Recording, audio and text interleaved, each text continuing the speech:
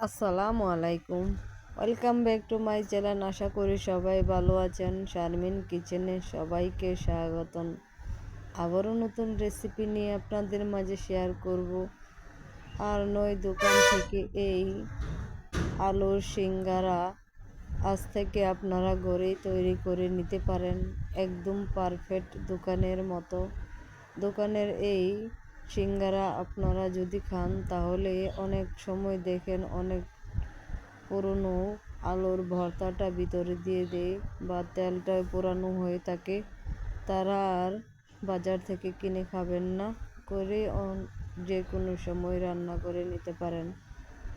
এখানে আমি আলুর ভর্তাটা আগে থেকে তৈরি করে রেখেছি, আপনারা চাইলে আমার ভিডিওতে দেখতে পারেন ভর্তাটা আমি কিভাবে রেসিপিটা তৈরি করেছি।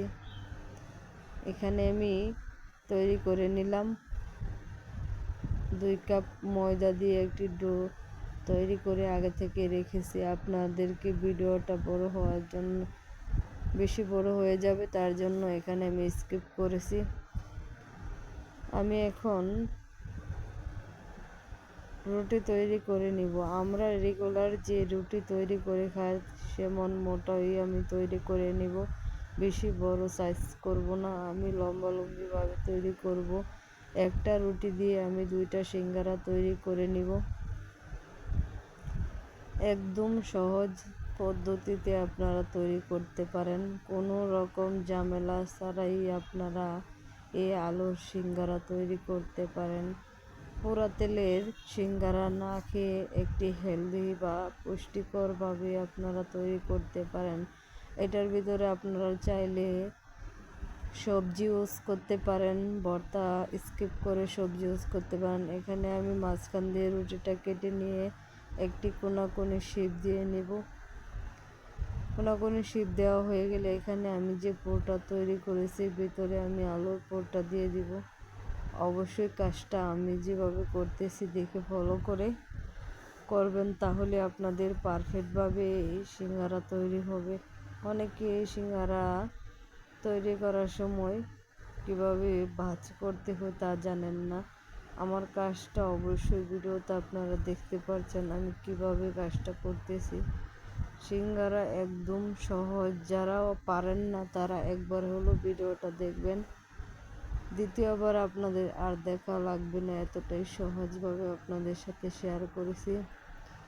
আমি একটি কোনাকুনি শেপ দিয়ে আবারও রেসিপিটা যে আমি পুরোটা তৈরি করেছি সেটা ভিতরে দিয়ে মুখটা চেপে চেপে বন্ধ করে দিব। আপনাদের শেখার সুবিধার জন্য আমি কয়েকটি বানিয়ে দেখিয়ে দিলাম। আমি কিভাবে বাসটা করতেছি আপনারা দেখতেই পাচ্ছেন, একদম সহজভাবে তৈরি করেছি, কোনো রকম ঝামেলা ছাড়াই আপনারা এই আলুর সিঙ্গারা বা অনেকে আলুর অনেক কিছু তৈরি করে খান, তাদের জন্য এই রেসিপি, তারা অবশ্যই ফলো করবেন আমার ভিডিওটা। এখানে আমি আরেকটাও রেসিপি তৈরি করে নিচ্ছি। আলুর সিঙ্গারাটা আমার আরেকটা তৈরি হয়ে গেছে, এখানে আমি মুখটা চেপে চেপে বন্ধ করে দিয়েছি। একদম সহজভাবে তৈরি করে নিলাম। আমি অনেকগুলো তৈরি করেছি।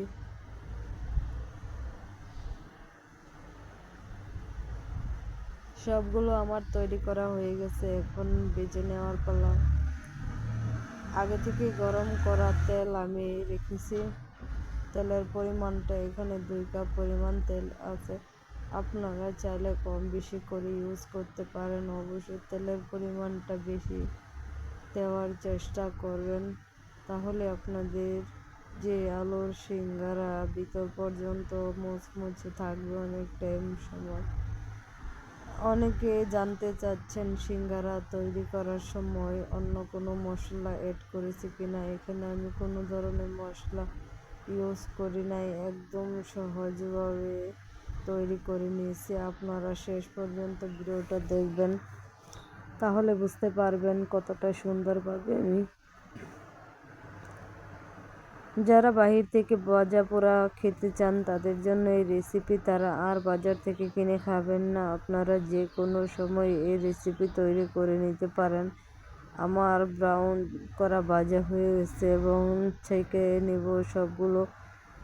এখানে আমি বেশি কালার আনবো না, এখানে হালকা বাদামি কালার আনবো, তাহলে আমার সিঙ্গারাটা পারফেক্টভাবে মুচমুচে থাকবে, কোনো রকম তেতা বা ঝামেলা হবে না। আমার সিঙ্গারাগুলো সবগুলো ভাজা হয়ে গেছে। আমি আবারও কয়েকটা সিঙ্গারা রয়েছে সেগুলো ভেজে নিতেছি। অবশ্যই আমার রেসিপিটা ফলো করবেন। যদি ভালো লাগে অবশ্যই লাইক, কমেন্ট, শেয়ার করবেন, সাবস্ক্রাইব করে দিবেন। আমি সবগুলো সিঙ্গারা একই নিয়মে বেছে নিব, কোনো রকম ঝামেলা ছাড়াই। আমার সবগুলো সিঙ্গারা ভাজা হয়ে গেছে এবং তুলে নিলাম। তুলে আমি ছেঁকে নেব, আপনাদের সাথে পরিবেশন করে দেখিয়ে দিব আমি কেমন মুচমুচে পারফেক্টভাবে এই আলু সিঙ্গারা তৈরি করেছি। যারা সিজনে এই রেসিপিটা খেতে চান তাদের জন্য রেসিপি। আশা করি আমার ভিডিওটা আপনাদের কাছে ভালো লাগে। কমেন্ট করে সাবস্ক্রাইব করে জানাবেন। এ পর্যন্ত সবাই ভালো থাকবেন, সুস্থ থাকবেন। আবারও একটি নতুন রেসিপি নিয়ে আপনাদের মাঝে হাজির হব। আল্লাহ হাফেজ।